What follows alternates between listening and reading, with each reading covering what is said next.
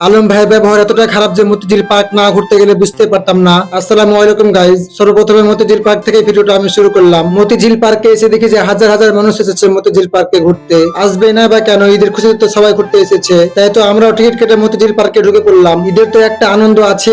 তারপরে ঈদের পরের দিন মতিঝিল পার্কে এসে ডাবল আনন্দ হয়ে গেল। বন্ধুকে মোবাইল ধরিয়ে বললাম যে বন্ধু আমাকে একটা ভিডিও বানিয়ে দে। পার্কের ভিতরে এসে দেখি যে সবাই বয়ফ্রেন্ড এবং গার্লফ্রেন্ড কে নিয়ে ঘুরছে, আর সালা এদিকে আমি মোবাইলে ব্লগিং করতে করতে ঘুরছি। পার্কের ভিতরে আমার দিদিরাও ঘুরতে এসেছিল, আর সালা পার্কের ভিতরটা এতটাই বড় যে দিদিদেরকে খুঁজেই পেলাম না। আর দিদিদেরকে যখন ফোন লাগাচ্ছিলাম এবং ফোনও লাগছিল না, কারণ একেবারে টাওয়ার লক হয়ে গেছিল। পার্কের ভিতরে আমার নানা বাড়ি এবং গাড়ি কিনে রেখেছে। তো যখন আমি আমার নানা পরিচয় দিয়ে বললাম যে এটা আমার নানা আগে থেকে কিনে রেখেছে, তখন পার্কের মালিক বলল যে ভাগ সালা, তোর নানা আমি কাউকে চিনি না। তাই তো আমি সেখান থেকে ভয়ে দৌড়ে পালিয়ে এলাম। পার্কের ভিতরে ছিল একটা গোলাপের বাগান। বাগানটা দেখে তো অনেক ভালো লাগলো, তবে এই বাগানের একটা ব্যাড সাইডও আছে। একটা বলে লেখা ছিল যে কেউ যদি এখানে হাত দেয় তাহলে তাকে 500 টাকা ফাইন দিতে হবে। আমরা এতটা গরিব যে পার্কে ঢোকার জন্য 30 টাকা দিয়ে টিকিট কাটতে পারছিলাম না, আর গোলাপে হাত দিয়ে 500 টাকা ফাইন দিব। তোমরা যে এই নদীটা দেখতে পাচ্ছ এর নাম হচ্ছে ঝিল, এর জন্য এই পার্কটার নাম রাখা হয়েছে মতিঝিল পার্ক। পার্কের ভিতরে ঘুরতে ঘুরতে দেখা হয় যে আলম ভাইয়ের সঙ্গে, তাই তো আলম ভাইয়ের সঙ্গে দেখা সাক্ষাৎ করলাম এবং ভাইকে বললাম যে লাইক সাবস্ক্রাইব করতে বলে দাও। আর হ্যাঁ, আলম ভাইয়ের আচরণ ভালোই লাগলো। আমি বুঝতে পারছি তোমাদেরকে এই ব্লগটা একবারে খারাপ লাগলো, তবুও কিছু করেন নাই, দয়া করে চ্যানেলটিকে সাবস্ক্রাইব করে দাও।